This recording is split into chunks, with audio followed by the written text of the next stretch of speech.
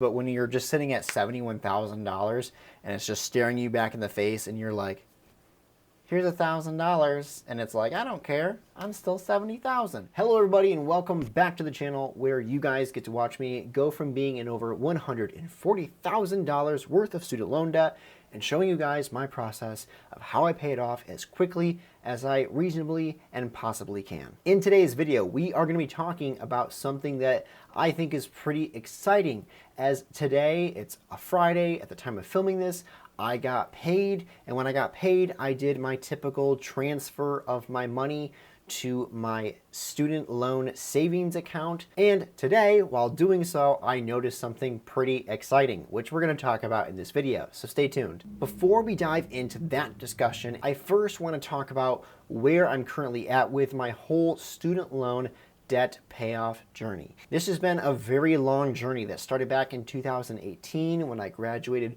with my master's in occupational therapy. Now, I came out of school with $140,000 worth of student loan debt, but I have now dwindled it down to $71,000, which I get it is still a super long way to go.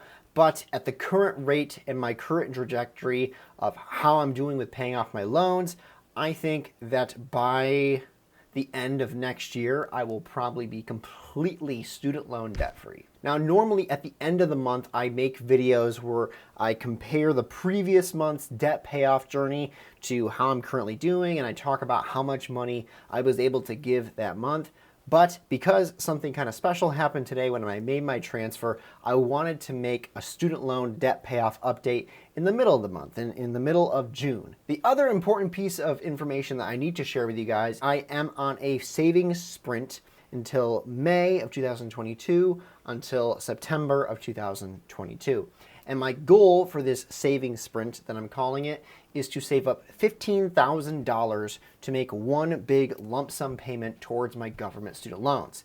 That is, if the deferment ends in September of 2022. I welcome deferment pushbacks. They give me more time to save up more money and then put payments towards my government student loans interest-free. So far, I've been able to contribute $3,000 each month since starting this savings sprint, this lofty goal to save up $15,000. And I'm now at a total student loan debt savings of $6,000. However, that does not take into account how much money I put towards my student loan savings account today. So now let's hop over to my student loan debt tracking spreadsheet and we'll talk a little bit more about what happened today when I made my transfer. Now that we got the spreadsheet pulled up, let's just take a brief moment to figure out what the heck is going on here.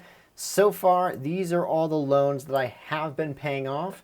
The ones with the green check marks, those are my private Sallie Mae loans. Those I paid off in March of this year, so they're no longer due. And then the remaining two, these federal loans, Federal Loan 1 and 2, these are the ones that they're currently not due, they're in deferment, but they will be due someday. This blue graph here, this demonstrates how I've been tracking it since March of 2021, back when I was around $104,000 in my student loans, and how I've been paying it off. And now in May, we are sitting at $65,407. Now, just to caveat that number, technically, my total student loan debt left remaining is this $71,407. However, if we were to take the total amount of money I have saved up, this $6,000 here from April and May, and put that towards the $71,000, it would then bring it down to this $65,407. That's where we get that number from. So, moving on to what happened today and what I noticed today during my student loan transfer that I did once I received my paycheck this Friday. So I've made this goal for myself of reaching $15,000 by September of this year. And for me, this is kind of a lofty goal because being able to contribute $3,000 each month means that there's not a ton of unexpected expenses that are going to come up. So I kind of have my fingers crossed for that. It also means that I'm not going nuts with my budget and spending on things I don't need. It also kind of assumes that prices aren't going to continue to rise, which unfortunately they have. But thankfully, for the first 2 months, I was able to contribute $3,000 and get a total savings now of $6,000. Well, today, during my payment transfer and transferring money to my Ally Savings Bank, where I hold these payments until the deferment ends, I was able to contribute towards this account today $1,500. That's $1,500 towards my student loan savings this month. And when I plug that number into this spreadsheet here, I just kind of want to show you what happens a little bit. So I transferred $1,500 today. Boom. Nice. It brings up my total savings to $7,500 in total savings towards my student loan. Now, with this donut chart here, nothing really happens. You can see the blue part, how much I've saved up. We're just at 9.5% of being debt-free from my total government student loans. But the important part I want to draw your attention to is this newer graph I have just installed and placed up here before pressing record.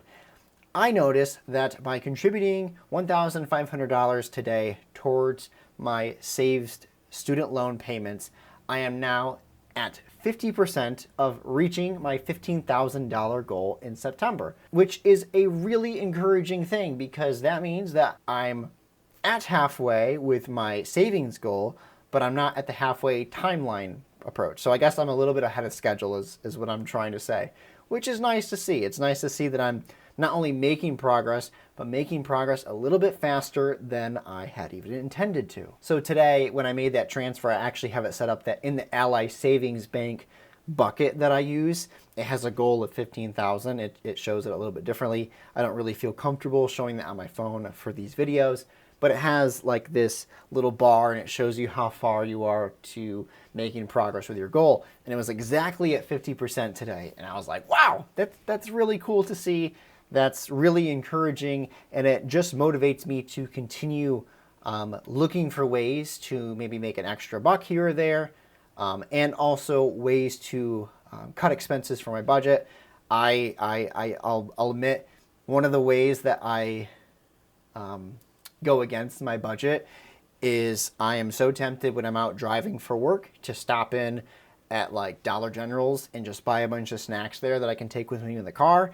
And I could just go home and make a healthier meal, but I'm like, oh, I'm right here. I'll buy some Slim Jims and donuts or something like that. But when I see progress like this, it just kind of makes me a little bit more reluctant to spend extra cash on things I really don't need, things that really aren't healthy for me just in general. But it's nice to see progress like this, and I hope that maybe you guys, if you're going through student loan debt payoff journeys as well, that maybe this brings encouragement to you. Maybe your goal doesn't look like mine. Maybe you can't put aside $15,000 in the next 5 months. I don't even know if I can right now. I would encourage you guys that if you haven't set up some type of savings goal or debt payoff goal, to set one up and make it achievable, but also make it somewhat of a challenge to you that really forces you to maybe reevaluate your finances, reevaluate the ways you're spending money so that you can get out of debt more quickly. The other thing I want to mention is that this is just the first payment this month towards my student loan savings account. I do plan on actually making another payment at the end of this month. Hopefully it's another $1,500 that would round it up to $3,000, and we would have a total of $9,000 saved up towards my student loan savings account. And then I would be able to, if the government loans become non-deferred in September, I would be able to chuck $15,000 at it. That'd be nice, but I guess we'll have to see what's going to happen. Just to give you guys a little bit of an insight and what I'm thinking right now, if you care to know what I'm thinking. Right now, it's somewhat easier to contribute $3,000 towards my student loan savings account because I'm getting my side hustle income on a monthly basis. Now, I've mentioned in the past that this side hustle income it follows the school year. And many of you know the school year ends in June. So I still have 2 more paychecks to go. I still have to get my paycheck from May for the work I did in May, and then I'll have to get my paycheck for the work I did in June. So I'll get my paycheck for May in June, and I'll get my paycheck for June in July. That just leaves August for a month that I won't receive any other type of side hustle income pay. So we'll see what happens. And I also do have to set aside at least probably one of those paychecks towards pay taxes on these side hustle income paychecks, because they are taxed. So I need to do that. So we'll see what happens the next 2.5 months, whether or not I'm going to get to this $15,000 goal mark. That's yet to be seen, but so far with today's progress of making it 50% of the way there today, things are looking hopeful, they're looking encouraging, and yeah, it's just nice to see progress like this. Back when I was making hard-hitting progress with my private student loans and was able to make big lump sum money payments towards them through my tax refund and stuff like that, those are very encouraging times. But when you're just sitting at $71,000 and it's just staring you back in the face and you're like, here's $1,000, and it's like, I don't care, I'm still 70,000, and it just seems like demoralizing because you're not making a whole lot of progress. But if you set short-term goals, like that's what I'm doing here with this $15,000 savings sprint, when you set a short-term goal like this, it's just you get that making progress, feel-good attitude that comes with it. It comes with making progress, and it comes with seeing yourself achieve a goal like this.